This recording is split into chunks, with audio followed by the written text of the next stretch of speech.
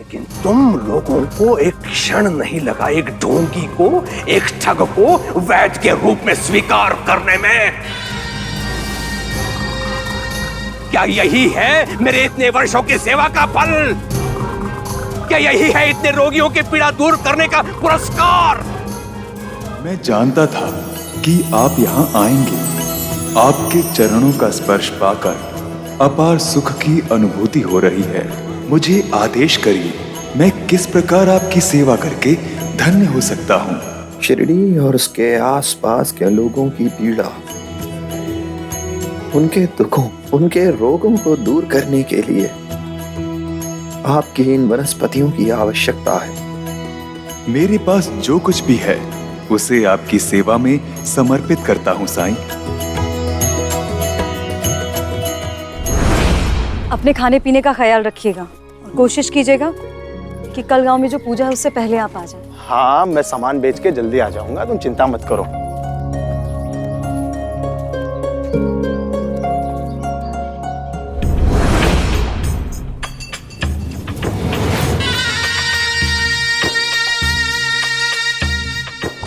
कहाँ चल दिए काशीराम? अहमदनगर में बड़ा बाजार लगेगा सरकार, वहीं जा रहा हूँ। अपने व्यापार की बड़ी चिंता है तुम्हें, शिरडी की कोई चिंता नहीं। सरकार, व्यापारी का तो धर्म है व्यापार करना। धर्म पर मुझे उपदेश दे रहा है तो काशीराम?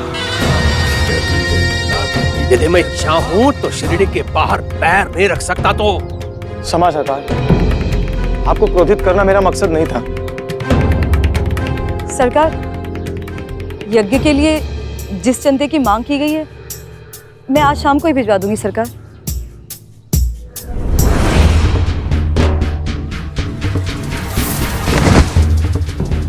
काशीराम जी के हिस्से का चंदा हम अभी वसूल कर लेते हैं। क्यों सरकार, क्या कहते हो आप? बहुत ही अच्छा विचार है। हरिओम। सरकार, सरकार, हरिओम। अभी के लिए इतना काफी है, बाकी का चंदा घर आकर ले लेंगे।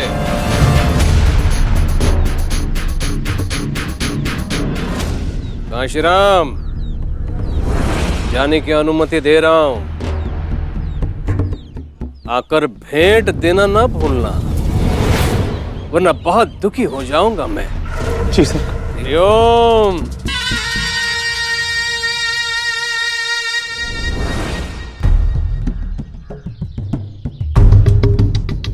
जंगल से जा रहे हो ना काशीराम?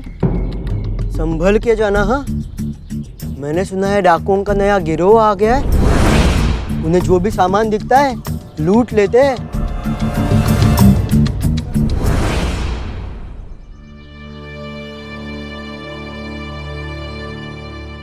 सुनिए, मत जाइए, मेरा मन बहुत घबरा रहा है। जोखिम तो उठाना पड़ेगा गोदा। ये बाजार साल में एक बार ही लगता है, व्यापार करने का अच्छा मौका है।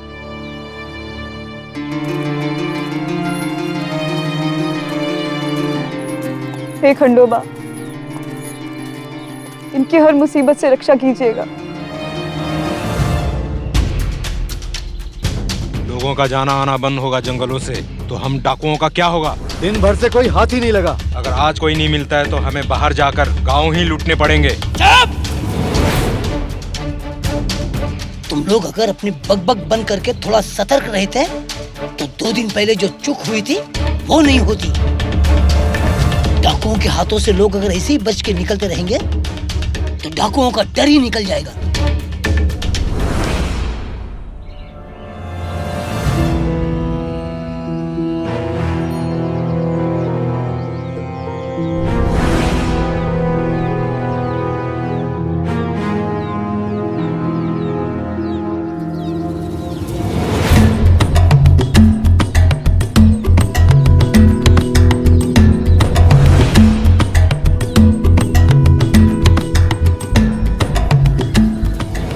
कहाँ जा रहे हो? आगे वो ही जा सकते हैं जिनके कर्म अच्छे हों। भेंट लाए हैं सरकार के लिए और आप लोगों के लिए भी। कर्म अच्छे नहीं है तो क्या हुआ अंता जी, अपने लिए भेंट तो लाए हैं ना। लाओ जाओ अंदर में, आराम से जाना। हाँ,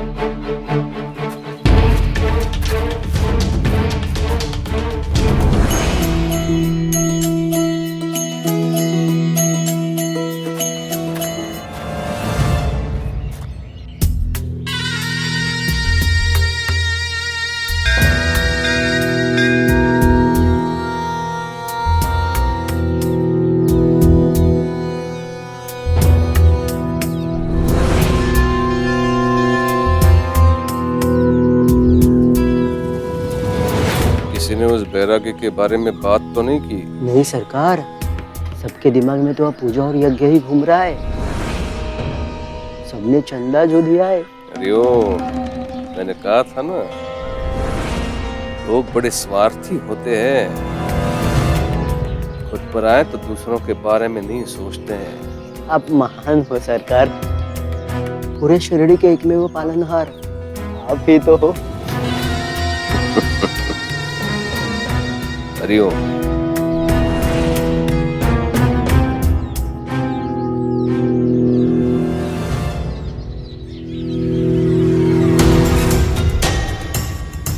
अरे अंता जी, ये क्या कर रहे हो? इस महापूजा में लगने वाली सामग्री सबसे ज्यादा इन्हीं के घर से तो आई है, तो सबसे पहले इन्हीं का हक बनेगा ना। आइए, पधारिए। कहने को पूरे गांव की पूजा है, सामान सारा हमारे घर से लूट कर लाया गया है। पाप किसी का ढूंढना पड़ रहा है हमको। चल।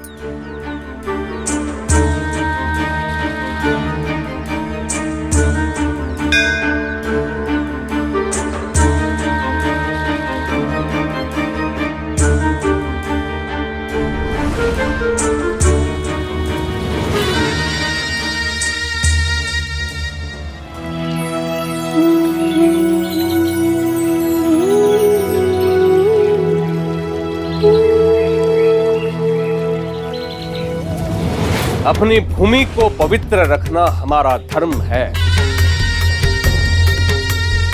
तंत्र मंत्र जादू टोना करने वाले शिरडी से गुजरते रहते हैं, लेकिन शिरडी ने किसी को रुकने नहीं दिया। इस भूमि को शापित अपवित्र होने नहीं दिया। लेकिन समय के साथ साथ यहाँ अधर्म प्रबल हो गया।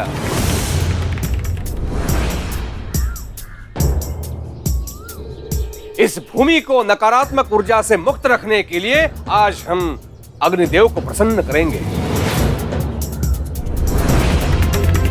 ताकि वो हमारी पुकार देवताओं तक पहुंचाए और देवता इस भूमि को पुनः पवित्र करने की कृपा करें। हरिओम।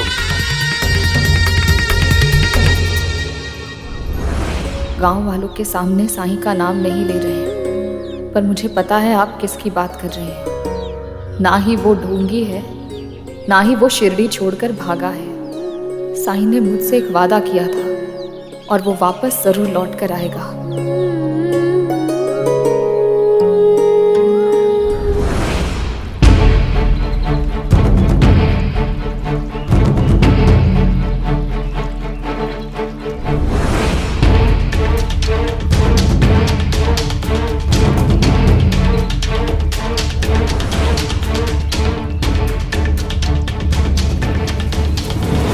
तुम फकीर लग रहा है, इसके पास क्या मिलेगा?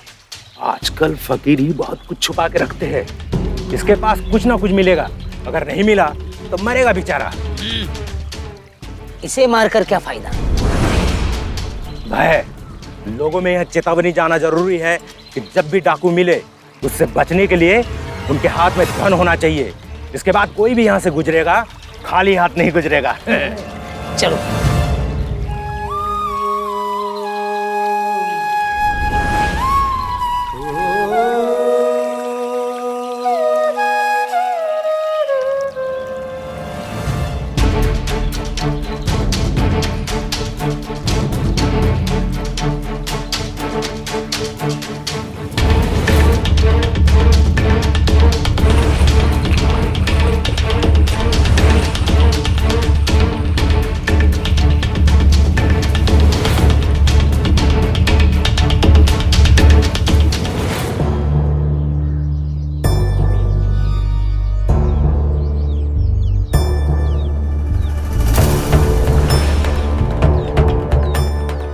क्या बात है भाई साहब, आप ठीक तो हैं? पता नहीं, अजीब सी बेचैनी हो रही है।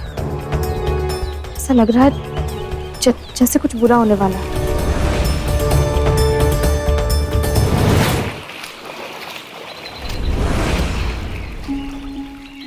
कहाँ भटक रहे हो?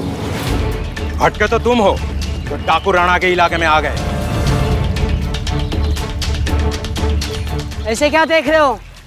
डाकू राणा का नाम नहीं सुना कभी? तभी तो मरने चले आए यहाँ, नए मालूम पड़ते हो। मैं तो हमेशा से यही था। अच्छा, फिर भी डाकू राणा का नाम नहीं सुना? डाकू राणा इस जंगल का राजा है, राजा। वही फैसला करता है इस जंगल में कौन जिएगा कौन मरेगा। लोग उनके नाम से कांप उठते हैं। चलो निकालो जो भी तुम्हारे पास, सामने रख दो। देने के लिए अमूल्य धन है मेरे पास, लेकिन उसे सामने नहीं रखा जा सकता, उसे स्पर्श नहीं किया जा सकता, उसे देखा नहीं जा सकता, उसे केवल महसूस करना होता है, आत्मसात करना होता है।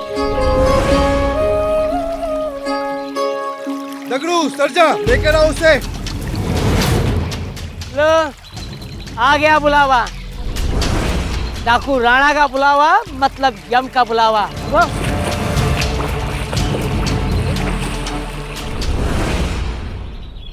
पूजा की तैयारियां हो चुकी हैं, आइए आसन ग्रहण कीजिए।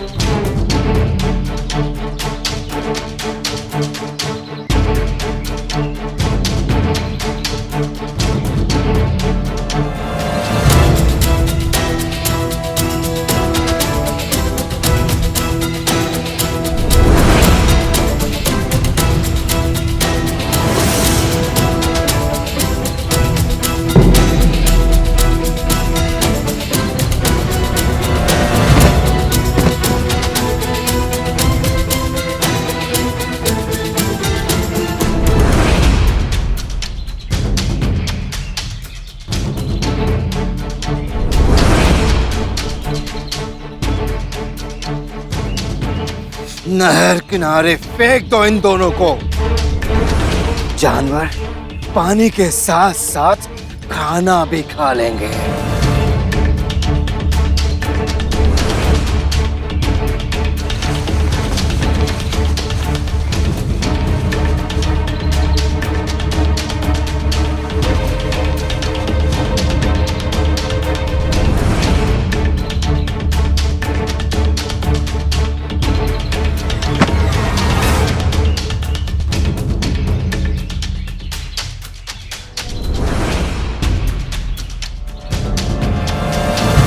इस जंगल में रक्त और वक्त सिर्फ राणा की मर्जी से बहता है।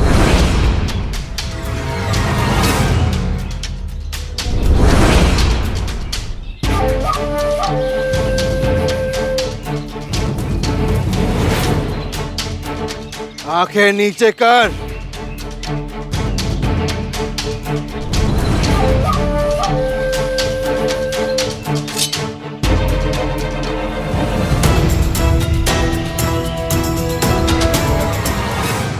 साईं, जरूर मेरी ये घबराहट साईं के लिए है।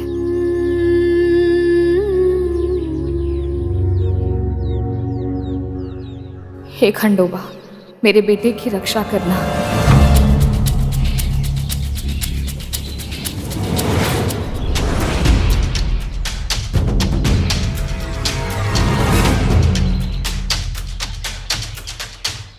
अपने सच की रोशनी से डरते हो या झूठ के अंधकार से?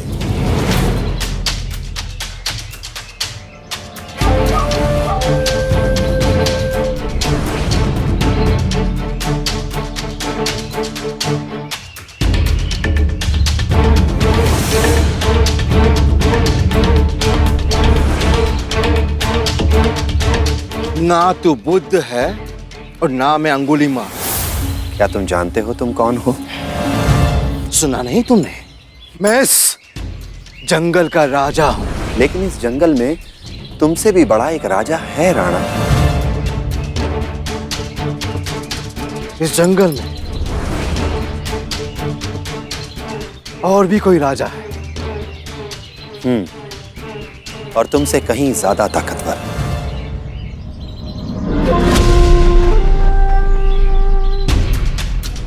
अगर ये बात सच हुई तो मैं तुम सबको मार दूंगा। नहीं नहीं सरदार, ऐसा हो ही नहीं सकता।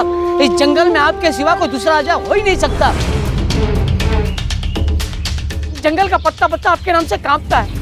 मेरे आदमी इस जंगल का चप्पा चप्पा जानते हैं। लेकिन अगर तुम किसी को नहीं जानते तो इसका मतलब ये तो नहीं कि वो है ही नहीं। ठीक है, तो आज मिलवाओ मुझे। कहाँ है वो? यहीं, हमारे बहुत पास।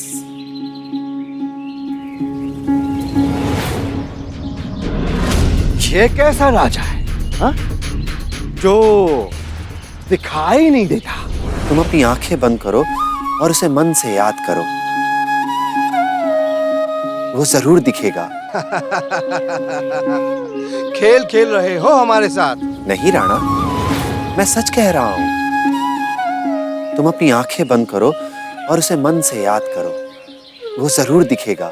ठीक है, तेरे मरने से पहले ये खेल भी खेल लेते, बहुत मनोरंजन होगा। वैसे भी तेरे पास देने के लिए कुछ नहीं है। मैं अपनी आंखें बंद करता हूं।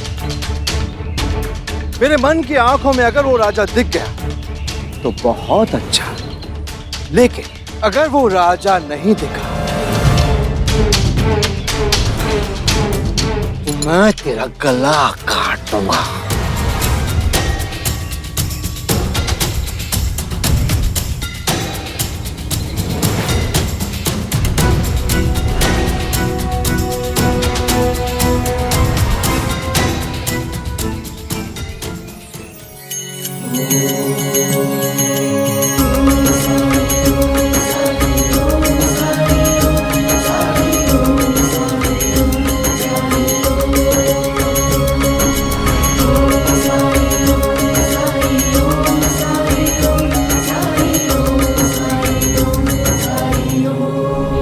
कहाँ है तेरा राजा? मुझे दिखाई क्यों नहीं देता?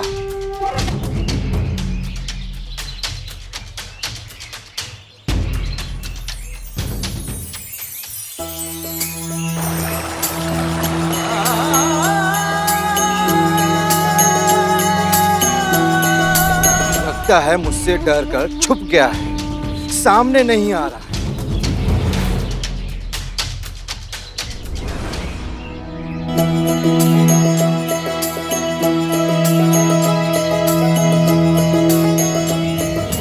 मुझे बेवकूफ बनाने की कोशिश में तेरा गला कटने वाला है। ये क्या फालतू के पेड़ पौधे दिखा रहा है?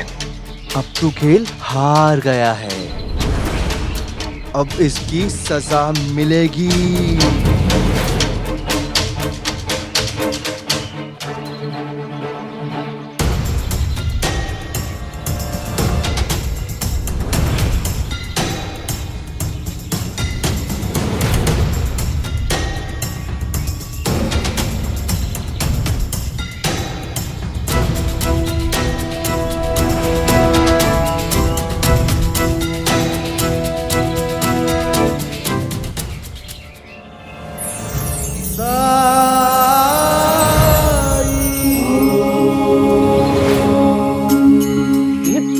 ये फकीर तो ऐसे खड़ा है जैसे ऐसे कुछ हो ही नहीं रहा है।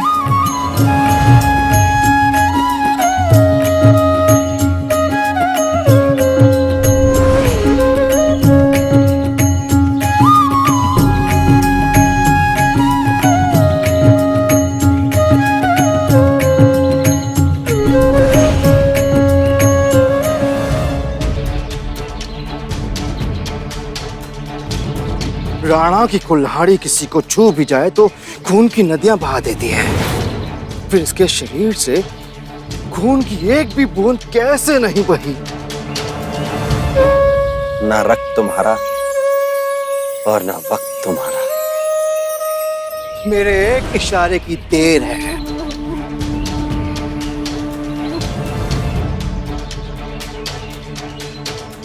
अब बोल, राजा कौन? शस्त्र की धार पर जो राज करे उसे राजा नहीं कहते राणा। राजा तो वो है जो अपनी प्रजा की सेवा करे, उनकी रक्षा करे, भयभीत नहीं बल्कि अपनी प्रजा को भय मुक्त कर दे। उनसे कुछ ले नहीं बल्कि अपना सब कुछ अपनी प्रजा को दे दे।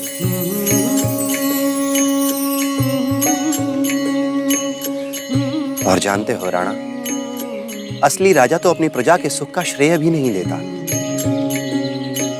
क्योंकि वो उसे अपनी उपलब्धि नहीं अपना धर्म मानता है। उपदेश देके भटकाओ मत। तुमने कहा इस जंगल में एक राजा है तो नजर क्यों नहीं आ रहा है? हम इंसानों की एक समस्या है राणा, जानते हो क्या? हम वही देखते हैं जो हम देखना चाहते हैं। जब तुमने जंगल के इस राजा को देखना चाहा, उसे ढूंढना चाहा, तो तुमने अहंकार की नजर से देखा, नफरत की नजर से देखा, चुनौती की नजर से देखा। पर जिस राजा की मैं बात कर रहा हूं, अहंकार तो उसमें है ही नहीं, नफरत तो उसमें है ही नहीं, तो फिर वो तुम्हें कैसे दिखता?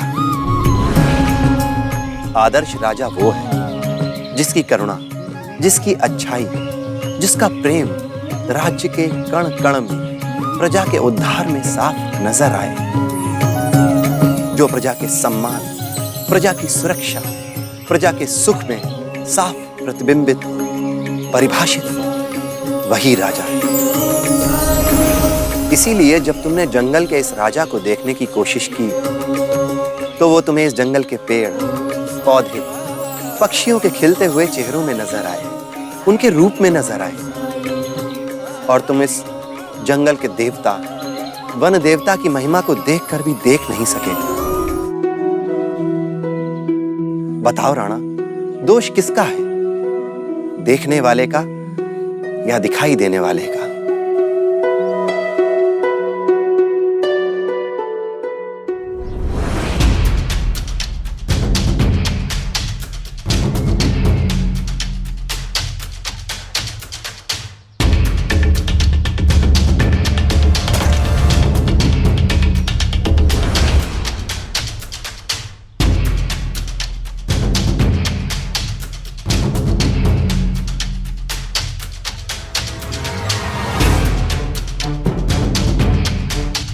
हाथ पे ये चोट कैसे लगी? छोड़ो मेरा हाथ।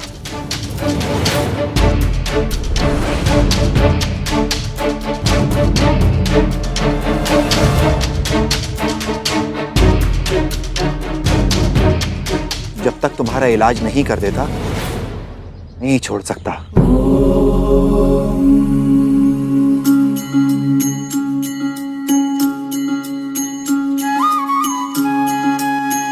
बैठो यहां। हाथ छोड़ो मेरा। मैंने कहा यहां बैठो।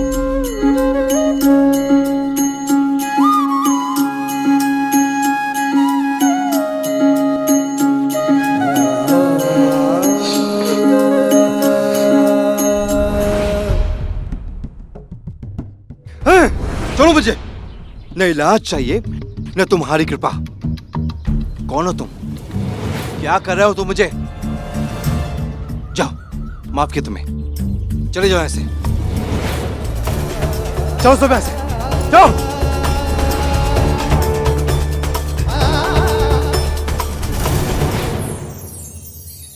अज्ञान तिमिर से घिरा भयंकर ज्योति शुभंकर साई राम। ओम साई ओम साई ओम साई ओम साई ओम साई ओम साई ओम साई ओम साई ओम साई ओम साई। मैं सहारा देना चाहता हूं, क्या तुम तैयार हो?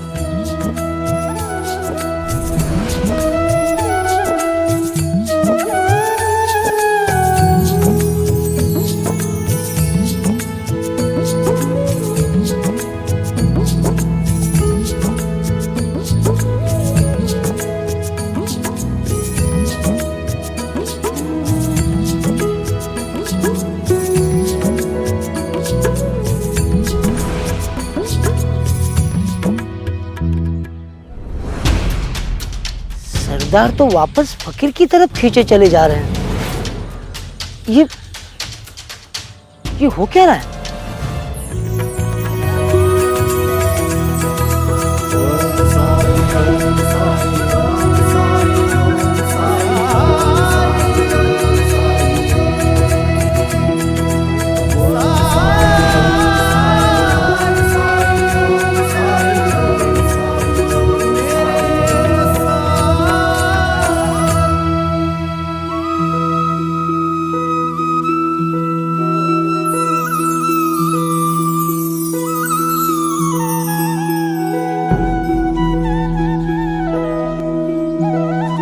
अपने साथी का ख्याल नहीं रखते हो।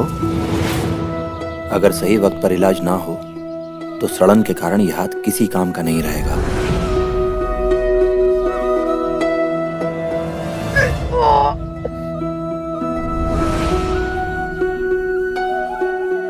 कभी कभी दर्द दवा बनकर आता है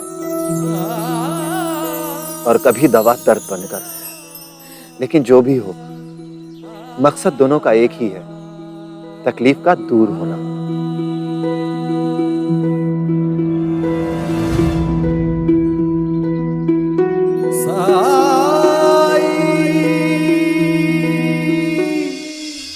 अब हम सब प्रार्थना करेंगे ईश्वर से।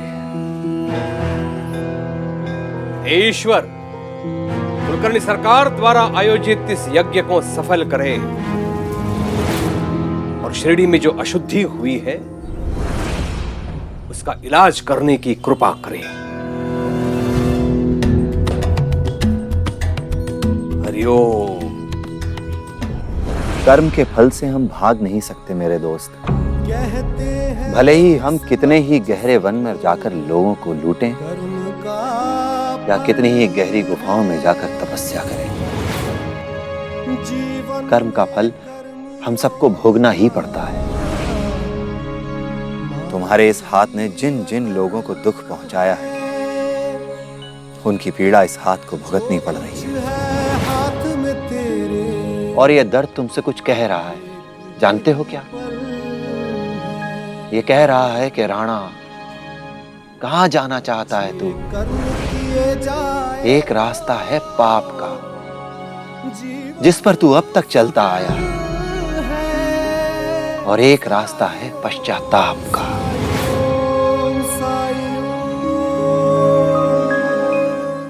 अग्नि प्रज्वलित कीजिए।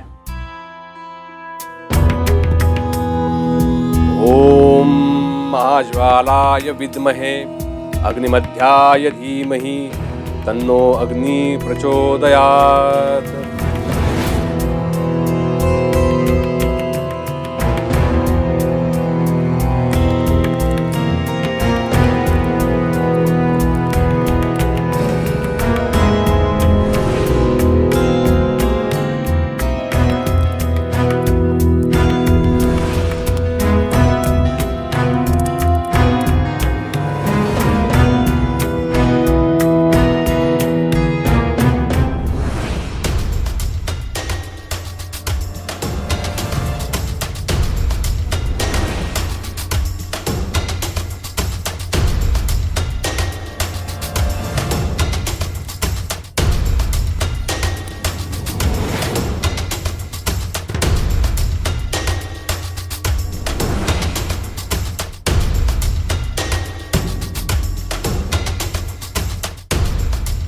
ये लकड़ी गीली है।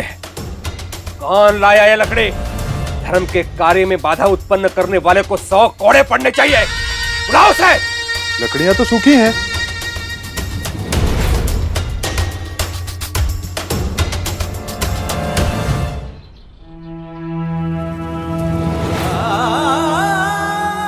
झूठ बोल रहा है मेरा दर्द। पश्चाताप का रास्ता मेरे लिए कब का बंद हो चुका। अच्छा, एक बार मेरे साथ देखना चाहोगे कि वो रास्ता खुला है या नहीं? कैसे? याद करो ये चोट तुम्हें कैसे लगी। मेरे पास कुछ नहीं, मेरे पास कुछ कुछ भी नहीं मेरे पास कुछ नहीं विकाल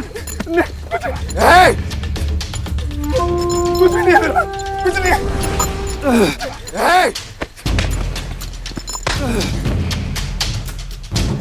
मेरे पास कुछ नहीं मेरे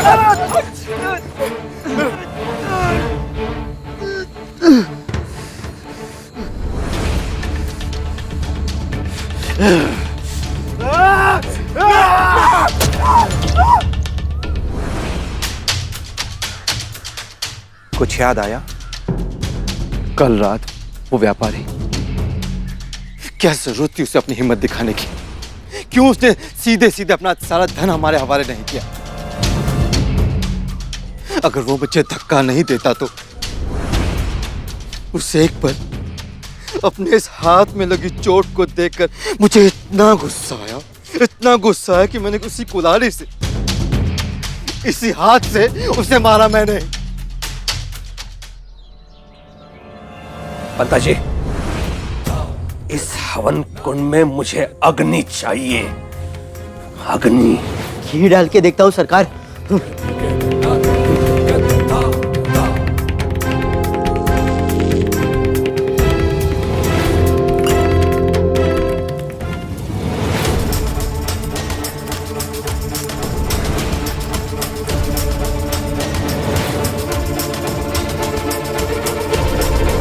हवन कुंड में आग का न जलना यह अच्छा संकेत नहीं है। ये घी अशुद्ध है, शुद्ध खिलाओ।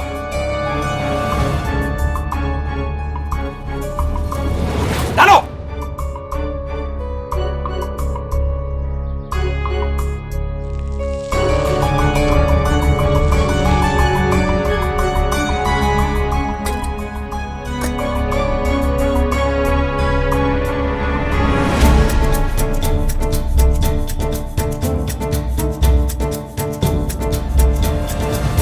घी शुद्ध नहीं। मुझे तो लगता है इस यज्ञ के पीछे की मंशा ही अशुद्ध है।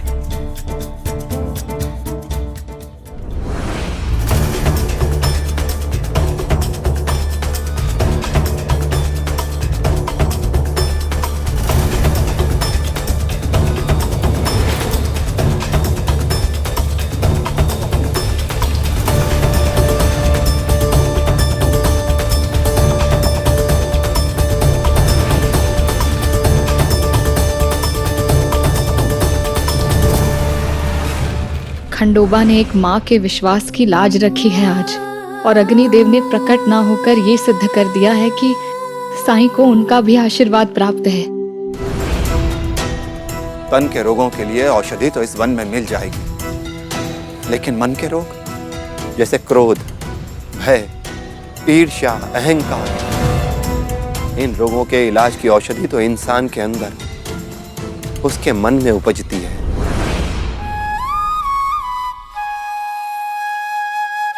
जरूरत है तो बस अपनी उस संजीवनी को खोजने की। कहाँ खोजूं? कैसे खोजूं? तुमने अपने मन में जो दीवारें उठा रखी हैं, उन्हें गिरा दो। उनके पार देखो, वहां तुम्हें वो लोग दिखेंगे तुम जिनसे हमेशा भागते रहे, चिढ़ते रहे, क्योंकि वो लोग तुम्हें हमेशा भलाई के रास्ते पे लाने की कोशिश किया करते थे। जैसे तुम्हारी माँ।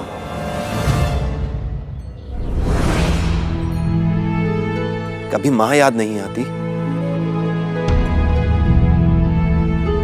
बहुत साल हो गए ना उससे मिले हुए। वो दिन याद करो जब उसने तुम्हें धमकाया था, कहा था कि तुम्हारी हरकतें बाबूजी को बताएगी।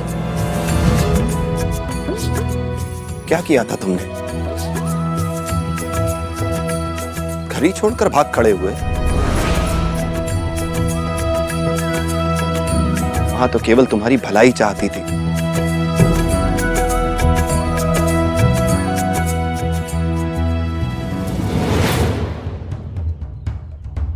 ये क्या हो रहा है सरकार? कुछ कीजिए, तो लोगों का आप पर से विश्वास उड़ जाएगा।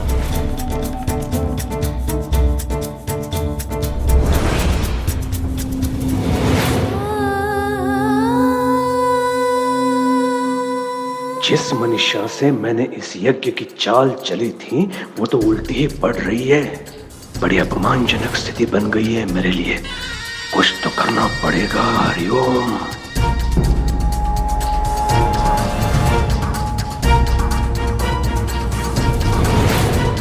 आप सब लोग ये सोच रहे होंगे कि ऐसा क्या अपशकुन हो गया है जो अग्निदेव प्रकट ही नहीं हो रहे हैं।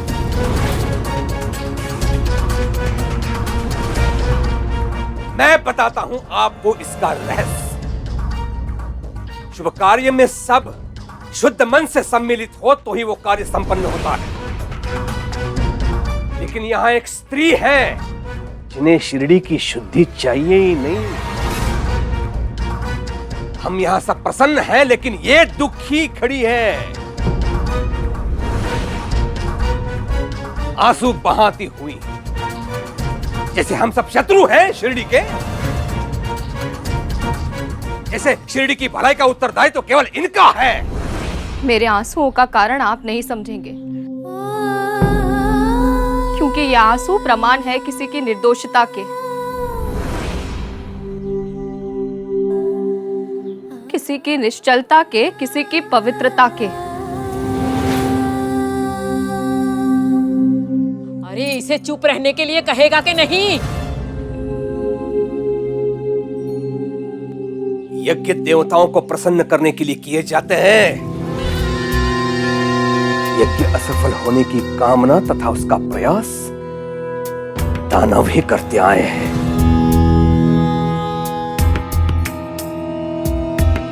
मुझे लगा आप सब लोग शिरडी का भला चाहते हो, इसलिए मैंने सबको आमंत्रित किया। लेकिन ये मेरी भूल थी। लेकिन अब मैं ये यज्ञ नहीं करूंगा।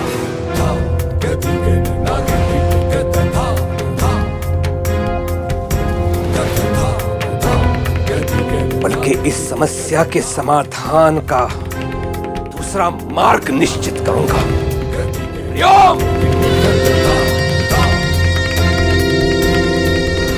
अपनी पत्नी की आड़ में छुपकर मुझ पर वार किया है आपने अप्पा जी, ये मैं कभी नहीं भूलूंगा। हरिओम।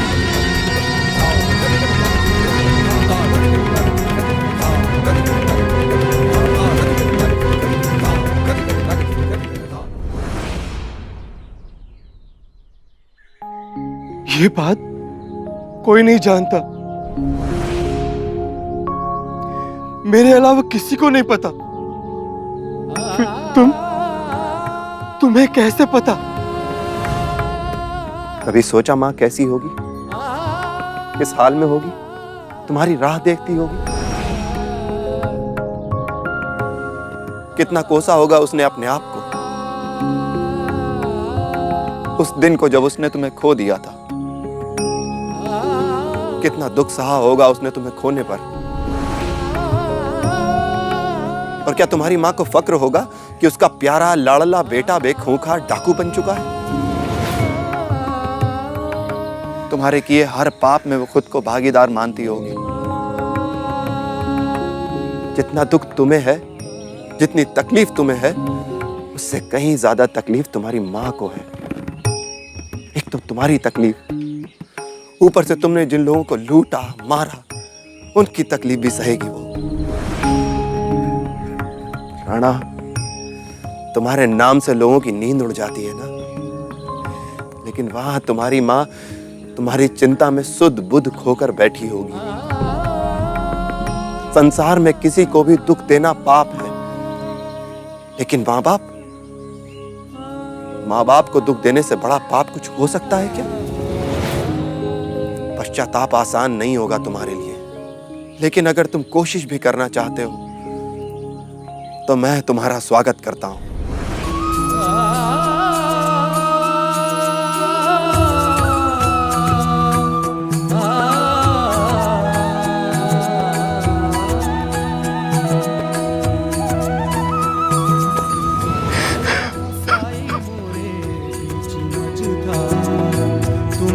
लगा दो साई तुम ये पार, थाम ले हाथ में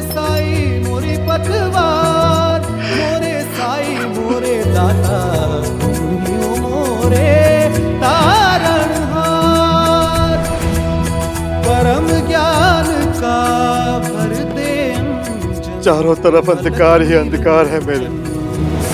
मुझे इस अंधेरे में अकेला छोड़ के मत जाइए। रोशनी तक का रास्ता दिखा दीजिए मुझे। जब तुम्हें अपने अंधेरे का एहसास हो गया तो यहाँ से रोशनी तक का रास्ता तुम्हें ढूंढना है, तुम्हें तय करना है। और तुम्हारी यही तलाश तुम्हारे पश्चाताप की यात्रा बनेगी। मैं तो सिर्फ तुम्हें तुम्हारा पहला कदम बता सकता हूं। हथियार फेंक दो, लोगों को लूटना बंद करो। शुरुआत तो यहां से कर सकते हो ना।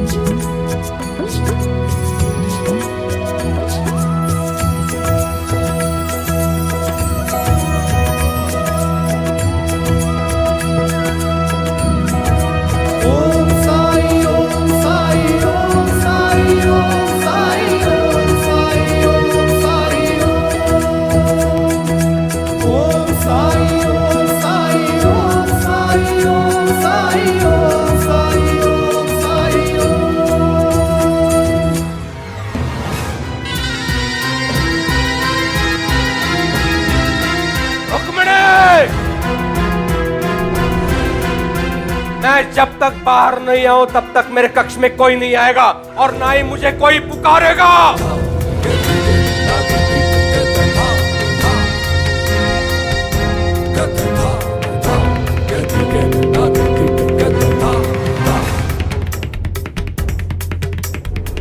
गाँव वालों, देखो इनको क्या हो गया, देखो इनको।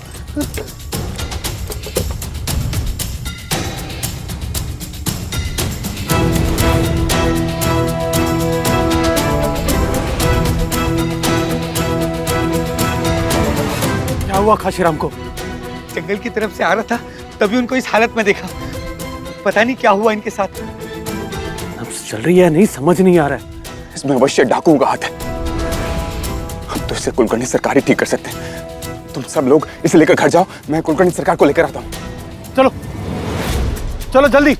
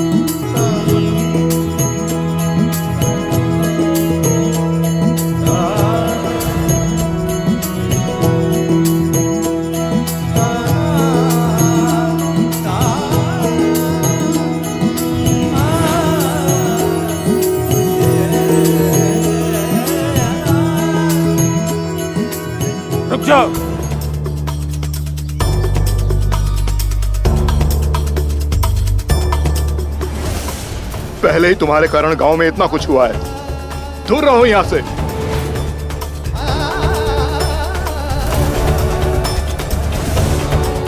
मैं यहाँ इलाज करने आया हूँ। शिरडी के वैद्य कुलकर्णी सरकार हैं, वही करेंगे मेरे भाई का इलाज। कुलकर्णी सरकार अभी नहीं आ पाएंगे। लेकिन और इंतजार किया तो काशीराम के प्राण निकल जाएंगे। हाँ, अब खून भी कितना बह चुका है। अब क्या करें? कहाँ जाए इसे लेकर? रुक जाओ।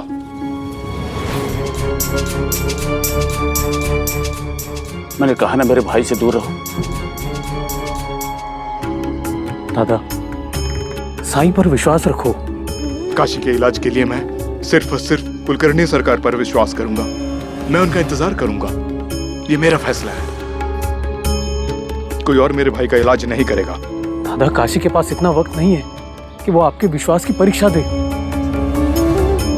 स्थिति को समझिए दादा, भावुक होने की कोई जरूरत नहीं है। आपको कुलकर्णी सरकार के लिए रुकना है तो आप रुकिए, पर तब तक साई को इलाज करने दीजिए काशी का। इसमें नुकसान तो कोई नहीं है, अगर है तो सिर्फ फायदा। आइए साई।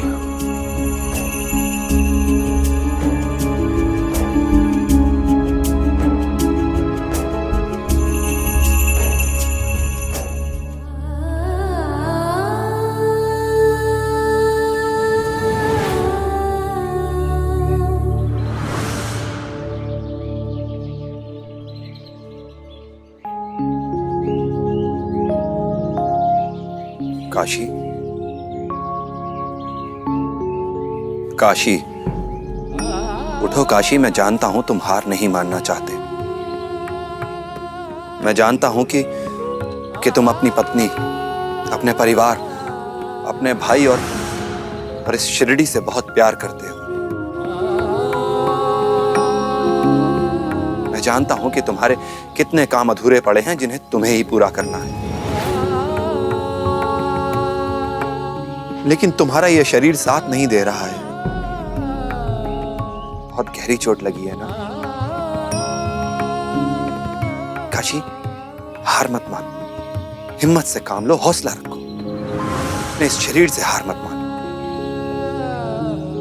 कुलकर्णी सरकार ने क्या कहा था भूल गए क्या? साई प्रकृति के नियमों के साथ में खिलवाड़ कर रहा है और उसका हर्जाना पूरी शिरडी को भुगतना पड़ेगा। अभी मुझे डर तो इसी बात का लग रहा है, कहीं साई के इलाज करने से एक और मुसीबत ना खड़ी हो जाए हम सबके लिए।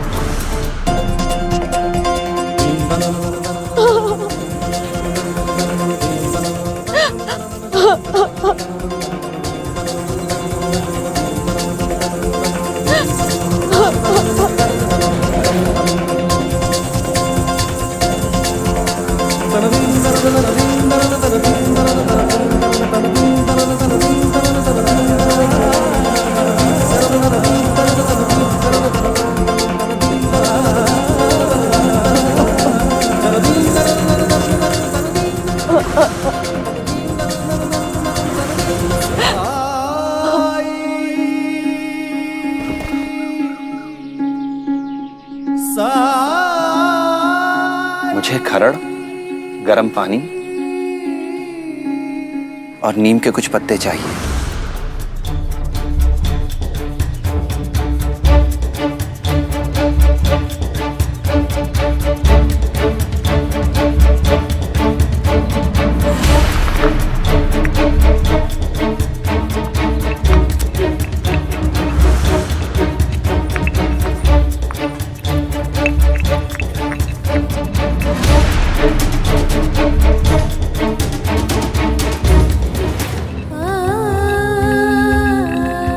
पाखंडी को मिलने के लिए घर से एक कदम भी निकाला तो तुझे तात्या की सौगंध है।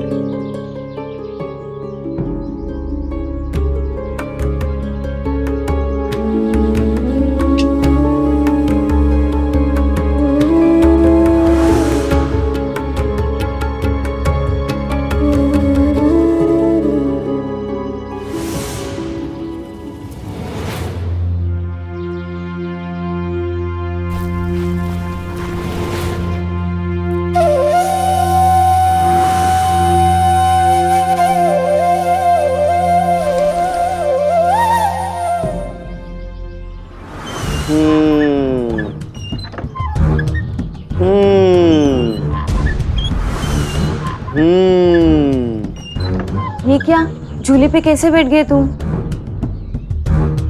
हम इस घर पे जहाँ चाहे वहाँ बैठ सकते हैं। जानते हो ना, सरकार के हम दोनों दाएं और बाएं हाथ हैं। दाई और बाएं आंखें भी, कान भी, नाक भी, टांगे भी।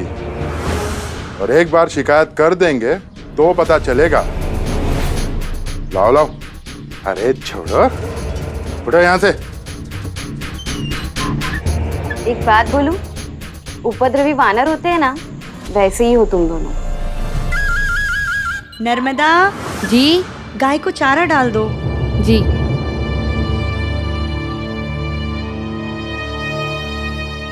कौन आया था? किस पे चिल्ला रहे थे?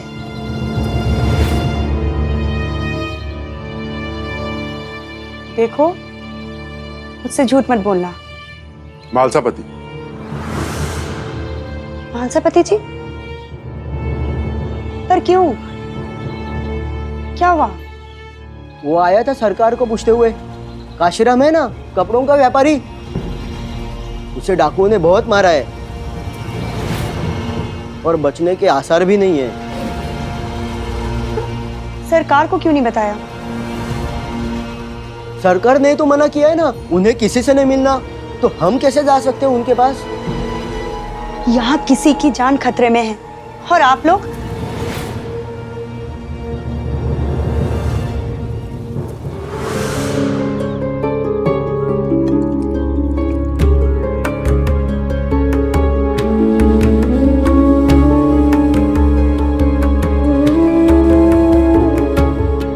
अगर मेरे भाई को कुछ हुआ तो देख लेना। दादा, साई को काशी का इलाज करने दीजिए। काशी के बचने की अब एक ही उम्मीद है और वो है साई। काशी को कुछ नहीं होगा। दादा, आपको कुलकर्णी सरकार का इंतजार करना चाहिए था।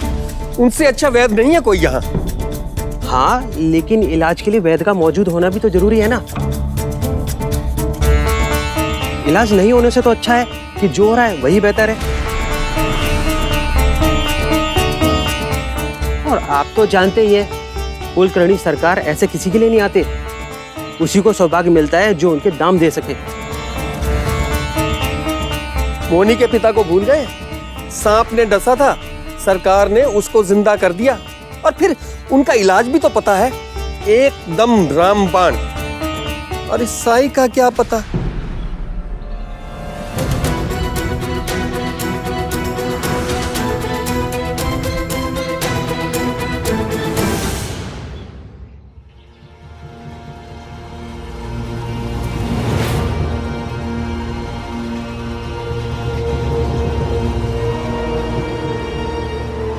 एक तरफ इनका क्रोध, दूसरी तरफ काशी के प्राण।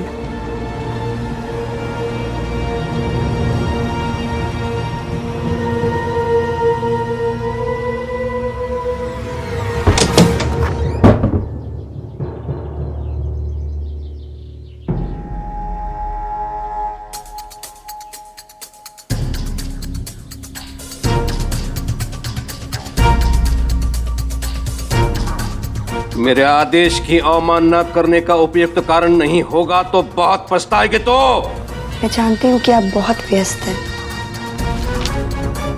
लेकिन मेरी जिम्मेदारी है आपको बताना। काशीराम के प्राण संकट में हैं और आप शिरडी के वैद्य, आपके अलावा यहाँ के लोगों की मुश्किलें और कौन दूर कर सकता है? दूर कर रहा है मुश्किल सरकार। काशीराम का इलाज कोई और कर रहा है सरकार।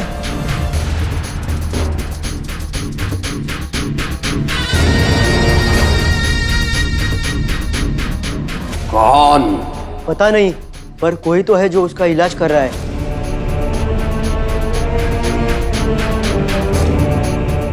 हरिओम। कैसे बुखार है अब तक? बुखार आए तो अच्छा है, इसका मतलब शरीर रोग से लड़ रहा है।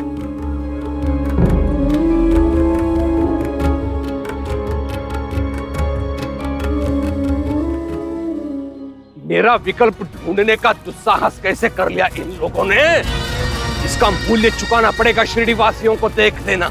लेकिन उससे पहले उस वैद को कोड़े मार के निकलवा दूंगा शिरडी के बाहर। हरिओम हरिओम।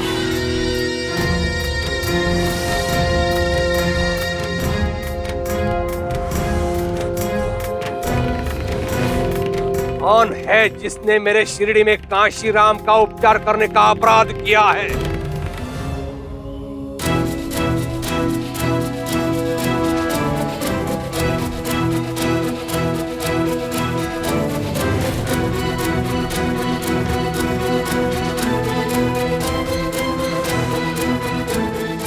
धुआं अपने आप कम हो जाएगा।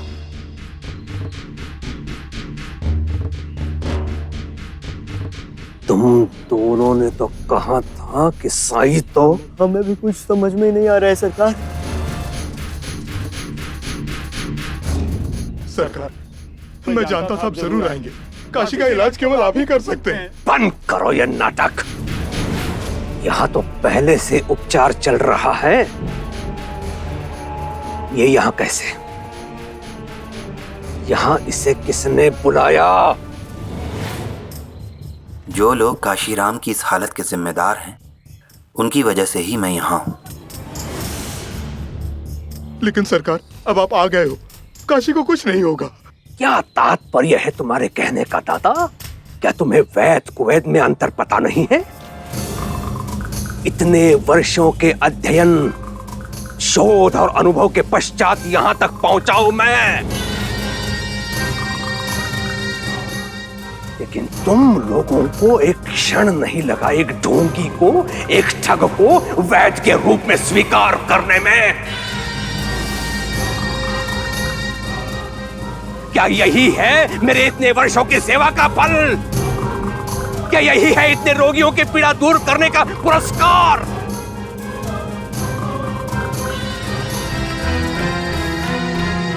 अब सुन लो, काशीराम का उपचार किसी और ने आरंभ किया है। इसमें मैं हस्तक्षेप नहीं करूंगा।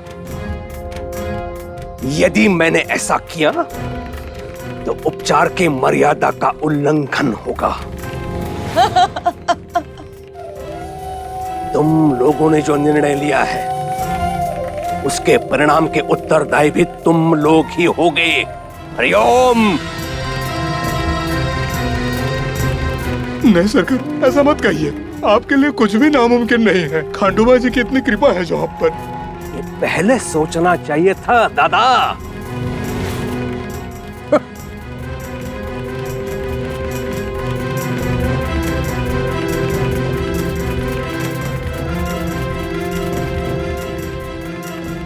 इसे जो लेप लगाया गया है, इससे लाभ नहीं बल्कि हानि पहुंचा चुका है काशीराम को दादा। मुझे वेखंड चाहिए। वेखंड? इस उपचार में वेखंड? अद्भुत। घर में वेखंड नहीं है साईं। प्याज तो होगा। हाँ, वेखंड नहीं है तो कांदा लाओ, कांदा नहीं है तो अदरक लाओ, अदरक नहीं है तो हरी मिर्च लाओ, हरी मिर्च नहीं है तो कोथिमीर लाओ। लाओ लाओ, घर में जो भी है लेके आओ।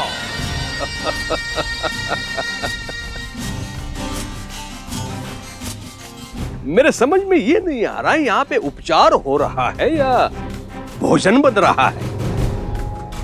हरिओम। लेकिन कुछ भी हो, काशीराम की खिचड़ी बहुत अच्छी बन रही है। काशीराम को ये औषधि चटानी है।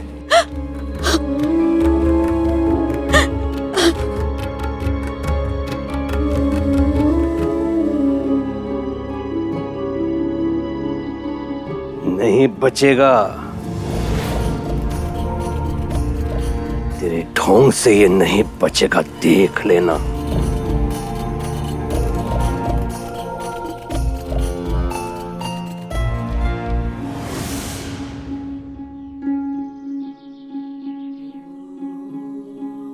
श्रद्धा, सबूरी, श्रद्धा और सबूरी से सब कुछ हो जाता तो संसार में वेदों की आवश्यकता ही नहीं होती। जब बात प्राणों पर आती है ना, तो श्रद्धा सबूरी सब निरर्थक हो जाते हैं। आप सब लोग भूल चुके हो, जब मौनी के पिता के प्राण बचाने थे तो आप सब लोग मेरे सामने गिड़गिड़ाए थे। भूल गए सबके सब। श्रद्धा और सबूरी के चक्कर में पड़ते तो क्या होता। लेकिन ठीक ही है, शिरडी की जनता को सत्य समझने के लिए काशीराम को अपने प्राणों की आहुति देनी पड़ेगी।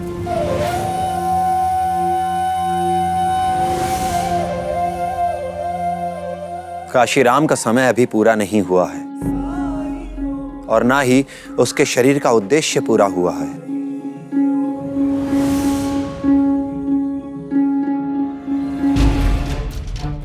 चुनौती स्वीकार करोगे? विश्वास करेंगे? डर गए?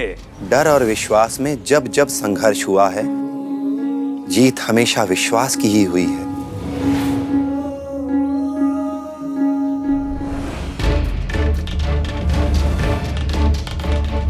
अपने वेद, अपने ज्ञान, अपने विवेक की उपेक्षा कर तंत्र मंत्र करने वाले पर विश्वास करो।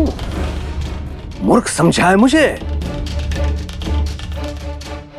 केवल अपने अनुभव पर विश्वास है, और मेरा अनुभव तेरी कल्पना से कहीं अधिक है। फिर भी सीमित ही है। फकीर,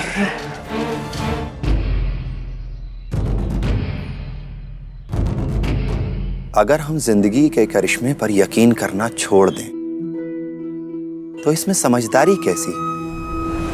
जिंदगी के चमत्कारों पर अचंभित होना छोड़ दें तो शायद हम जिंदा ही नहीं हैं। बहुत कुछ है जिसका अनुभव होना अभी बाकी है। जिंदगी से बड़े ना हम थे, ना हम हैं, और ना ही कभी हो पाएंगे। हरिओम। अनुभव तो तुझे अब होगा जब काशीराम मरेगा और तेरा पाखंड सबके सन्मुख होगा। धक्के मार कर निकालेंगे यही लोग तुम्हें शिरडी से, देख लेना।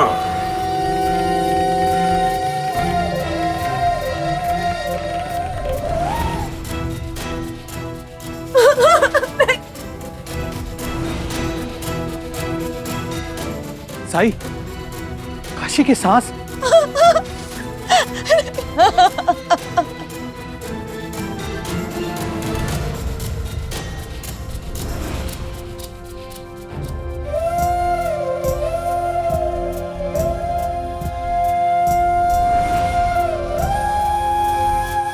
अब आप ही कुछ कीजिए, मेरे काशी को बचा लीजिए सरकार, मैं आपके पांव पड़ता हूँ। नाटक बनकर। साईं के उपचार में तुम्हारी छुपी मंशा दिखाई दे रही है मुझे। काशी की मृत्यु के पश्चात उसकी संपत्ति हड़पने की मंशा।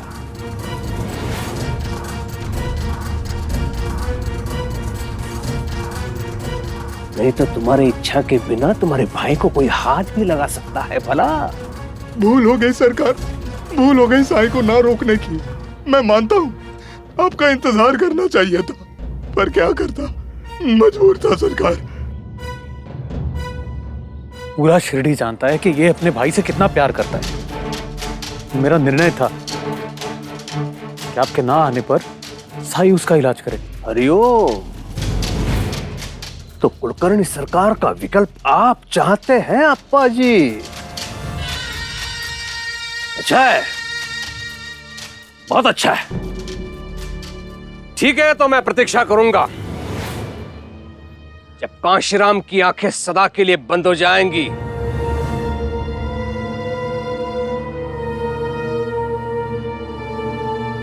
तभी सबकी आंखें खुलेंगी।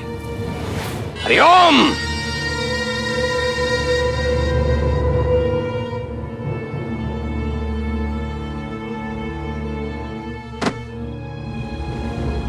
हरिओम।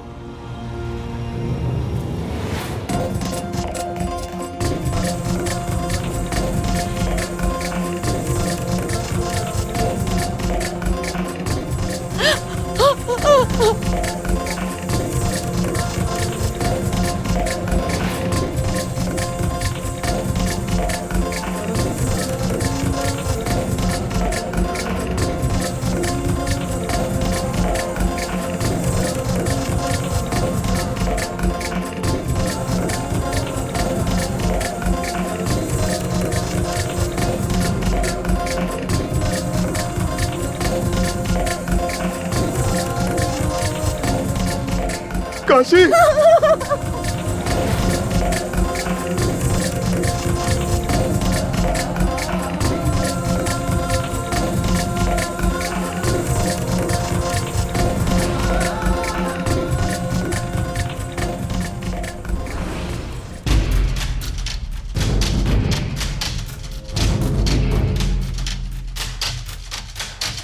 हरिओम। क्या कहा था मैंने? हाँ, मेरे अनुभव पर मेरा पूरा विश्वास है। उल्टी सांसें ले रहा है वो, नहीं बचेगा, नहीं बचेगा।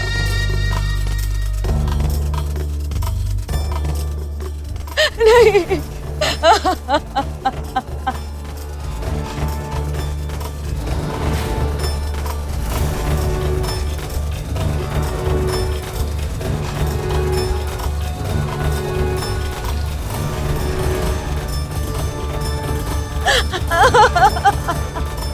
श्रद्धा और सबूरी पराजित हुए।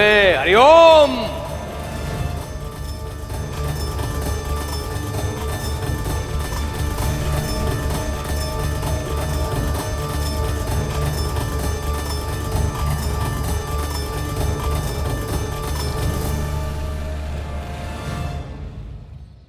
ऐसे और भी मज़ेदार वीडियो के लिए हमारे चैनल को लाइक, शेयर और सब्सक्राइब करें।